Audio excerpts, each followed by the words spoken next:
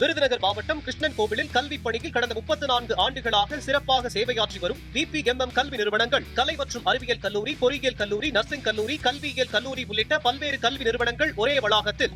மாண்புமிகு பேரவைத் தலைவர் அவர்களே, சென்னை காசிமேடு மீன்பிடி துறைமுகத்தில் சுமார் 800 விசைப்படகுகளும் 2000 ஃபைபர் படகுகளும் தங்குதளமாக கொண்டு ஆயிரக்கணக்கான மீனவர்கள் மீன்பிடி தொழில் செய்து வருகிறார்கள்.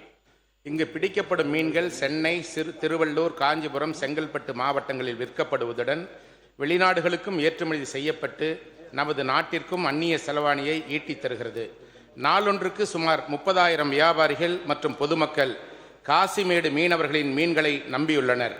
சென்னை மாகாணத்திலிருந்து ஆந்திர தனி மாநிலமாக பிரிந்து சென்றாலும் இவர்களது வாழ்விடம் ஆந்திராவை ஒட்டி இருப்பதால் எப்போதும் போல் காசிமேடு மீனவர்கள் தமிழ்நாடு மற்றும் ஆந்திர கடல் பகுதிகளில் அமைதியாக மீன்பிடி தொழில் செய்து வருகின்றனர்.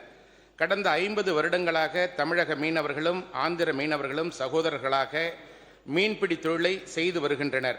தமிழக மீன்பிடி படகுகளில் ஆந்திராவை சேர்ந்த மீனவ தொழிலாளர்கள் பெருமளவு பணிபுரிந்து வருகிறார்கள்.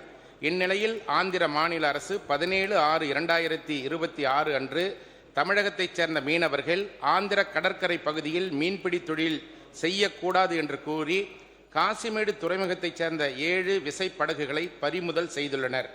அப்பகுதியில் இருந்த மீனவர்களையும் சிறைபிடித்துள்ளனர். இதுவரை அந்த 7 விசைப்படகுகளை ஆந்திர அரசு விடுவிக்கப்படவில்லை என்று மீனவர்கள் தெரிவிக்கின்றனர். காசிமேடு மீனவர்கள் இந்த அரசிடமும் தமிழக மீன்வளத்துறை அதிகாரிகளிடமும் பலமுறை முறையிட்டும் இதுவரை இந்த அரசு பறிமுதல் செய்யப்பட்ட படகுகளையும் மீனவர்களையும் மீட்க எந்தவிதமான நடவடிக்கை எடுக்கவில்லை என்று காசிமேடு மீனவர்கள் தெரிவிக்கின்றனர்.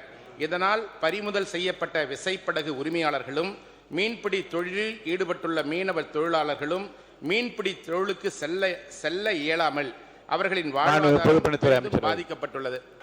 மாண்புமிகு உறுப்பினர், ஏதாவது ஒரு கேள்வி? உடனடியாக பறிமுதல் செய்யப்பட்ட படகுகளையும் மீனவர்களையும் விடுவிக்க நடவடிக்கைகளை மேற்கொள்ளுமாறும் 2 மாதங்களுக்கு மேல் சிறையில் உள்ள அம்மீனவர்களின் குடும்பங்களுக்கு தேவையான நிவாரணம் வழங்கவும் இந்த அரசை அனைத்திந்திய அண்ணா திராவிட முன்னேற்ற கழகத்தின் சார்பில் வலியுறுத்தி அமர்கிறேன்.